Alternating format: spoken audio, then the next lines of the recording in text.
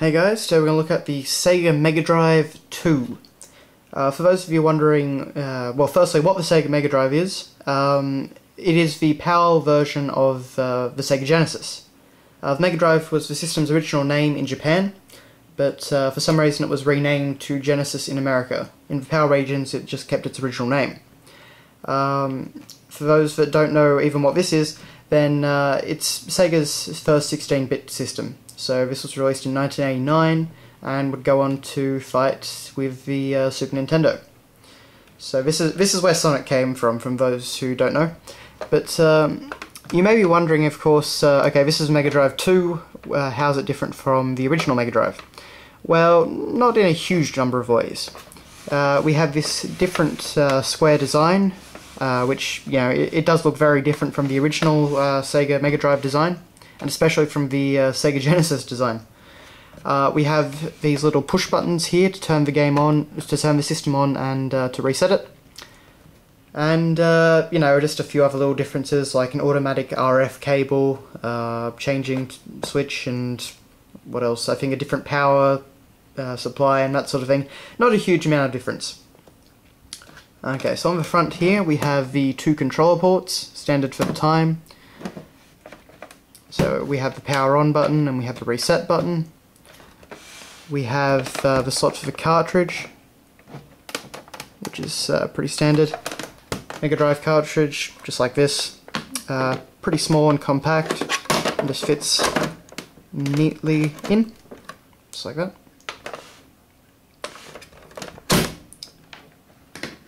We don't have anything on the sides of the system, it's just all very sleekly designed. Underneath, yeah, I'll hold it this way if I can. We don't have a huge amount of stuff, it's just the usual, you know, we've got the model number, the, you know, use Mega Drive II AC adapter only, and up here we have all the patents, which seems a little bit odd to me, but yeah. One interesting thing on the patents though is, you know, when it goes down to the patent in Japan, and it actually says that that is the one that is pending, and that's the only one that is pending. So, just a bit weird to me that it's fine everywhere else, but in its home nation, it's they don't have a patent. Anyway, we also have this little thing on the side here, and if we take it out, you can see this little red thing. And I'm not entirely sure what it is, but it says do not remove, so I'm not going to take it out. I think it's, I don't know if it's like RAM or memory or some sort of thing like that. I have no idea. If you do know, leave a comment. I'd be rather interested to know. Anyways, on the back of the system here, we just have the two ports. So one for, you know, visual output and the AC adapter. Pretty standard. Moving on to the controller.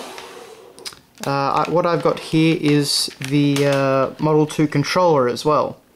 And this has a few new things. So, of course, you've got your D-pad, your start button, A, B, C, which was standard for Sega.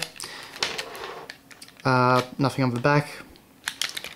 But you may notice here we have the X, Y, and Z buttons, making this a 6-button controller, which is something pretty unusual.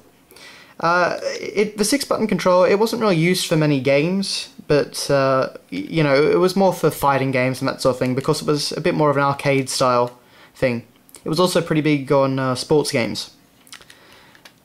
For sports games, actually, we had, it's hard to show up on the little light here, but there's this little button here called Mode, and if you've got to press and hold that while the system is starting up, until you get to the Sega logo, and that would basically activate the 6-button feature for some older sports games, like one of the Madden football games needs you to do that, just because otherwise it doesn't work for some reason. So Sega added in that little Mode button. So I suppose you could argue that it's the first, well, one of the first shoulder buttons, but it's not really a shoulder button overall. Anyway, and of course we've just got this little connector here. It just says Sega, because it probably won't show up on the camera. And you've just got the little connector there. Now, the other thing I do have for my Sega Mega Drive II is this here user manual. So it's a pretty big thing, and the reason for that is that it goes through the user instructions in all of these different languages. Of course, this is the European version, so we get contents for all the different languages.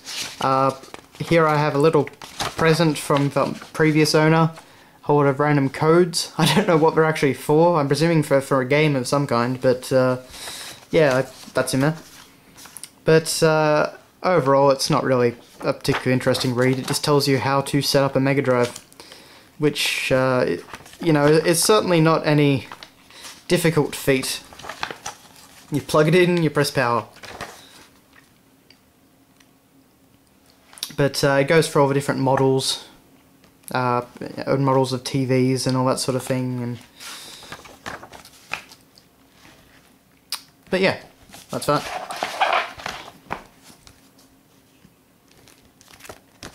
So yeah, that is your look at the Sega Mega Drive II, the PAL edition. So thanks a lot for watching, guys, and see you later.